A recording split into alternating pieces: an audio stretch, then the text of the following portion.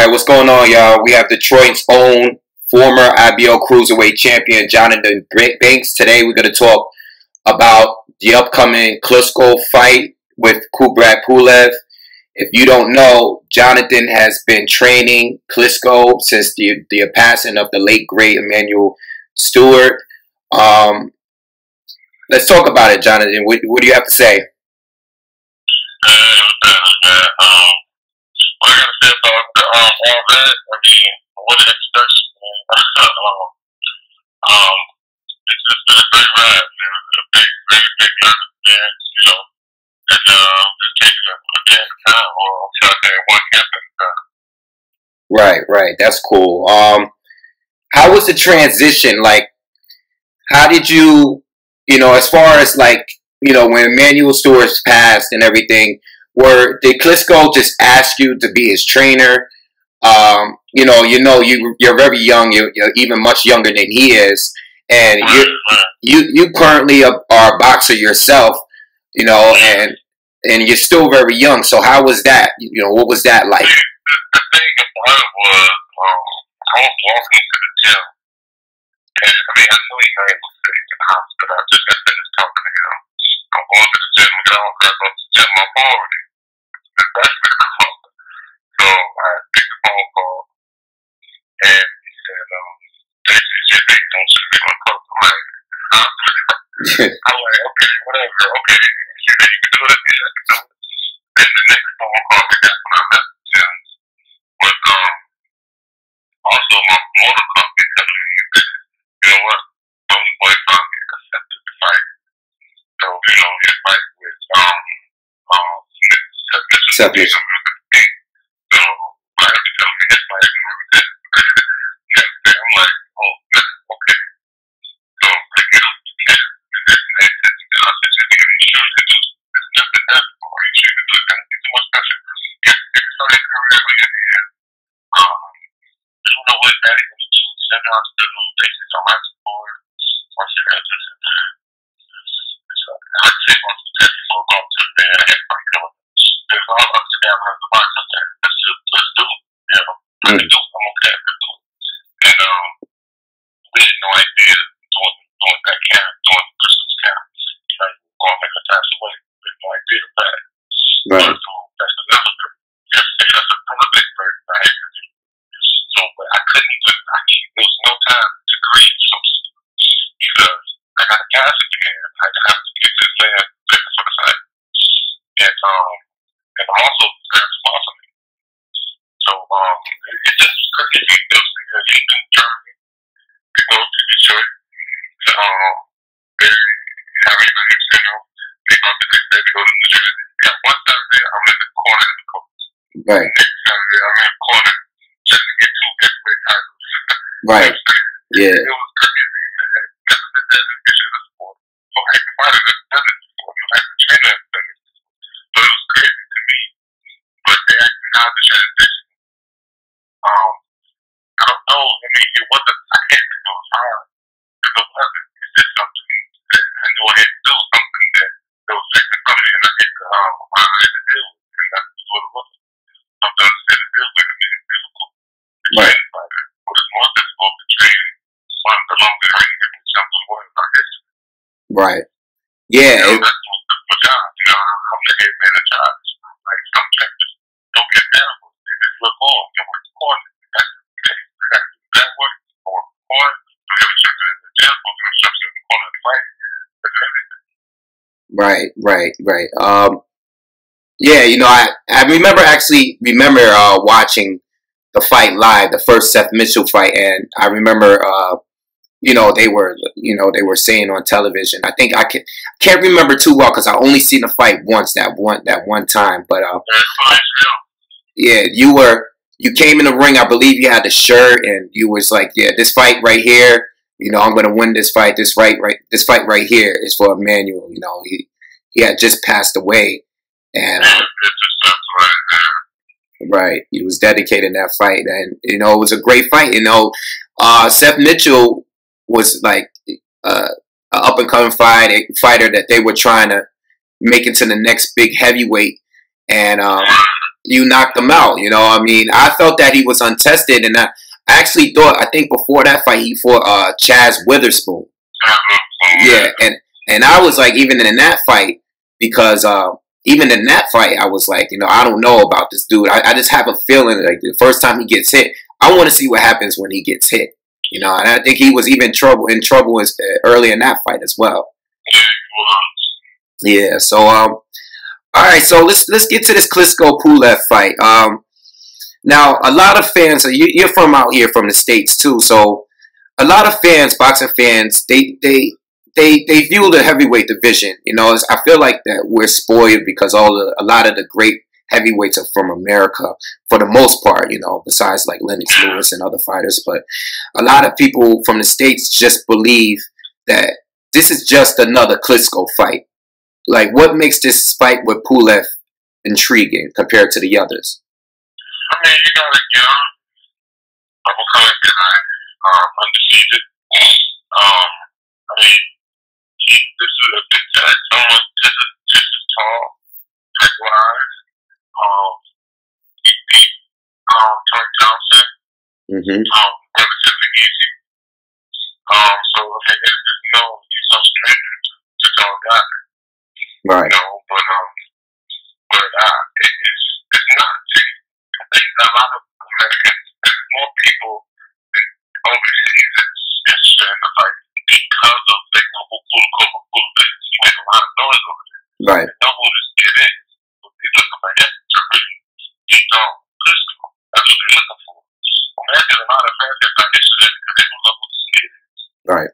And to them, this is another Klitschko fight. So they recognize that this is who the guy is. This is a dangerous fight. It really is. But at the same time, Pulev himself have never, ever faced anyone with close to the pedigree of Wladimir Klitschko. Right. That's another thing that people are, you know.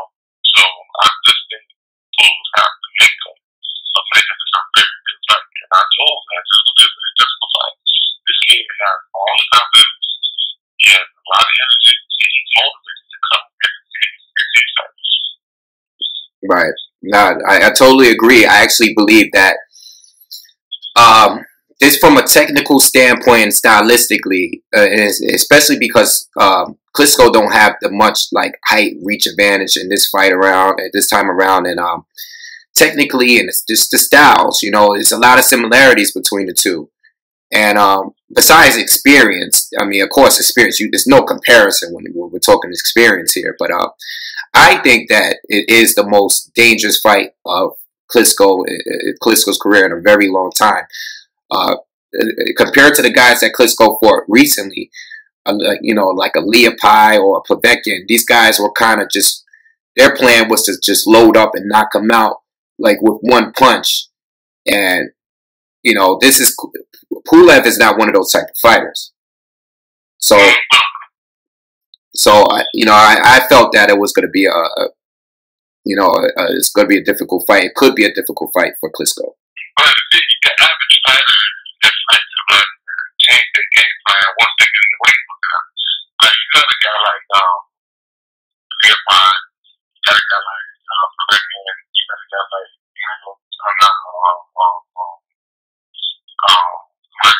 you got these guys, they fought everybody different. Their style was so different when they fought everybody else. So Beckham was the workhorse when he fought everybody else. He break you down, come upstairs, go back down, come upstairs. He was a mover, he broke you down. Even Emanuel Steward, I want to say Emanuel Steward, Marcus Fox was different when he fought everybody else. So he made sure he was the dominant one in everything when he fought everybody else. He did fight. He couldn't the Vladimir made him look evil. He made him look bad. But the fact that if you want to say his fight, if you got him the military shot, he's gonna look bad in that fight. He was coming forward, he was dusting, he was punching, he was on right side and headshot. A lot of these guys, they learn, they don't learn until they get in the ring. They have to somewhat change up their style when they get in the ring with this man, because he's that difficult to box. Right. But that can change the next thing. Leopai guy thought this was going to come in, land his mansion, and start going to war. He actually thought he was about to go to war, a toe-to-toe battle. And when he didn't give him instructions, I said, dude, set up a toe-to-toe battle. I said, you just knock this kid out. You don't know what you're doing, okay? That's the situation, you know. So, the same as Pulev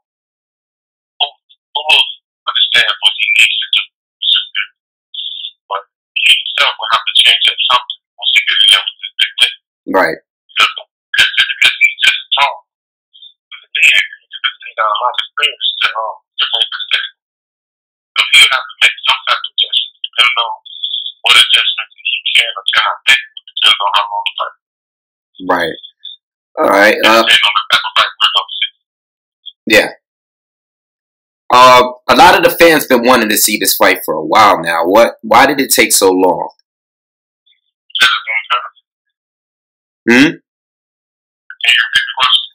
A lot of the fans been wanting to see this fight for a while. Why did it take so long? I mean, to my knowledge, he just got the mandatory spot. Right. That's to my knowledge. I mean, you got like a long list of guys waiting around to get the title, man, to get this title fight. And you got the guy making noise. You got Shannon Briggs. You have one guy coming up at press conference, showing up at the gym, making noise if he wants to be, you know, he wants to be past that list. He's waiting around. So everybody's waiting around.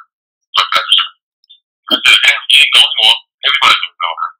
So, it just so happened he got the mandatory call and he got to keep getting a shot on November 6th.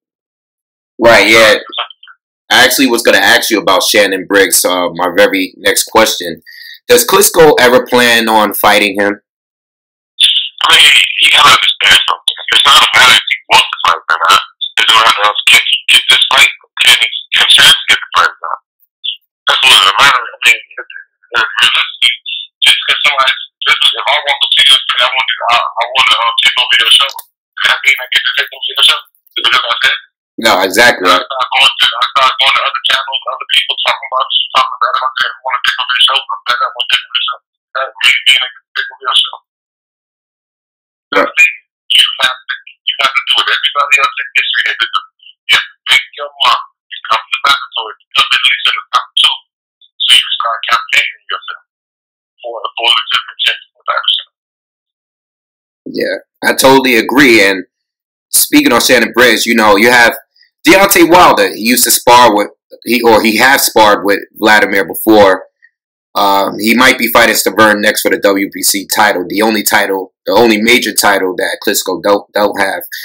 How do you see that fight planning out, and is Vlad going to fight the winner of that match?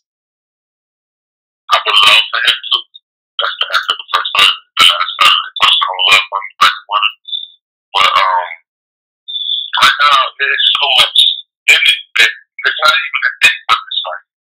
The WBC title right now is collective death because it's not a thing for the fight right now. It's tiny. But this is a very difficult fight to call. Knowing I know a lot about both fighters' background. So I would just have to put it in this manner.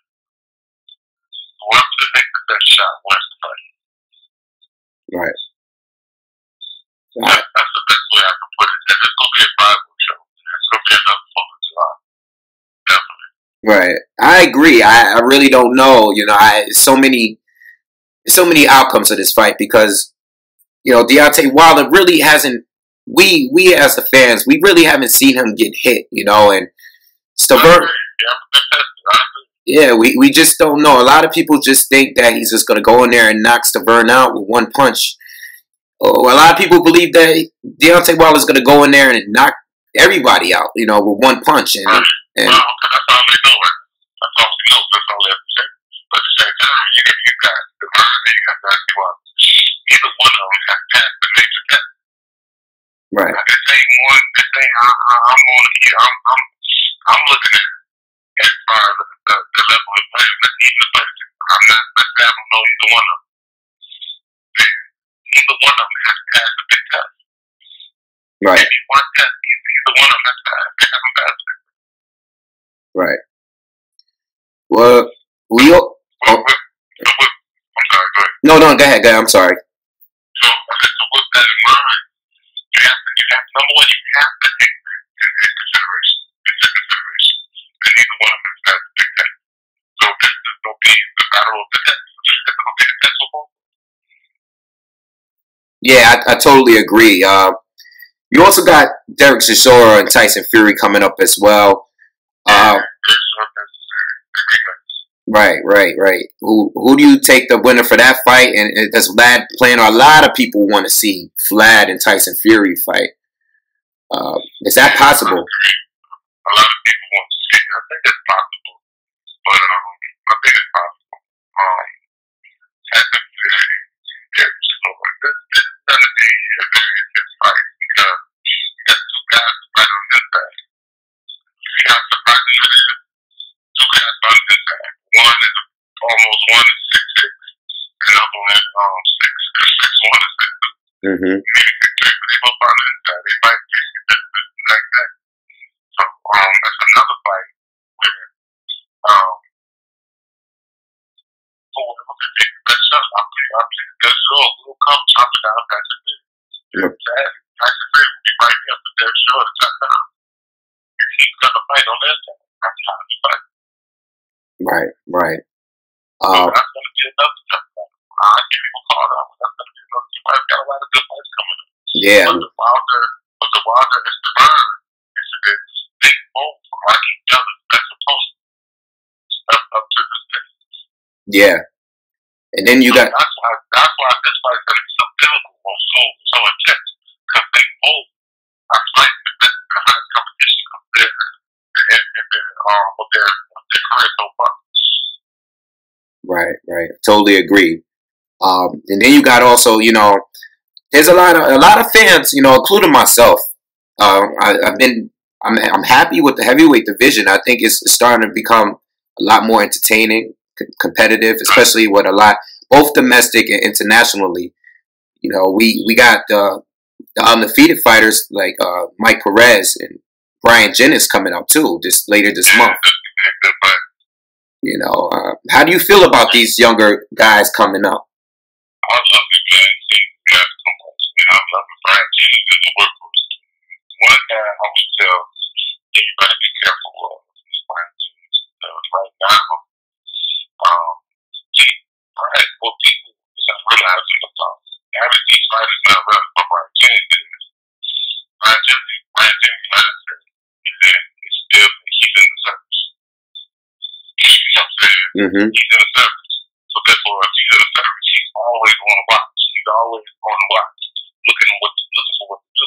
Like your average guy, when he's finished with the gym, he's relaxing. Like you're relaxing, Jennings is relaxing. Right. And that's why this is going to be such a very difficult fight for Mike Perez.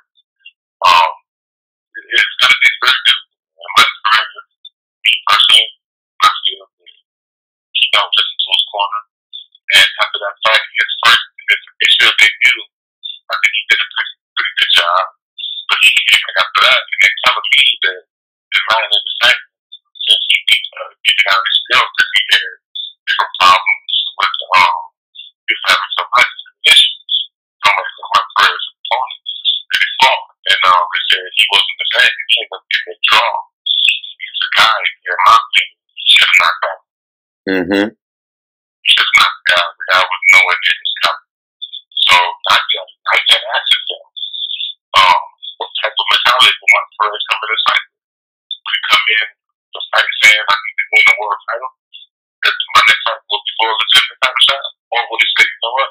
I still thinking about somebody I hurt, and I don't want to hurt anybody. So you gotta ask yourself that. But we know what Brian Jennings' mindset is. Mindset always been the same. It hasn't changed up to this point. Right. So that's what's gonna make this fight interesting to figure out what mindset is Perez gonna have. Right. Okay.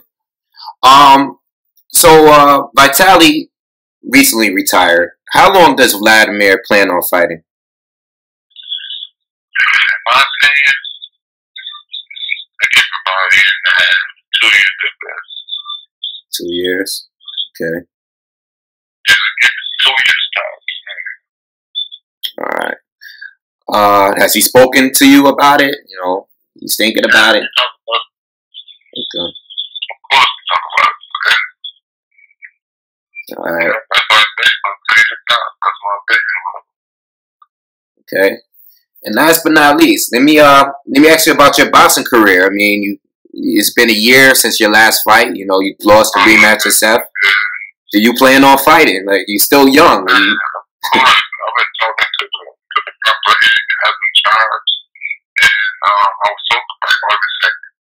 But whatever happened with that, it's been pushed back. I haven't given me another date yet. So I just said I was not focused on mine. I said, you know, I'm gonna switch focus on training Vlad for his next fight. And then in the meantime, while I'm in camp, I'm still gonna be trying to get mine together to see how soon I can fight after he fights. Right, right. Okay, that's cool. And are there any other boxers that you're training currently right now? There's a few here and there, not a lot. I got a guy in North Carolina, I got another guy in Florida.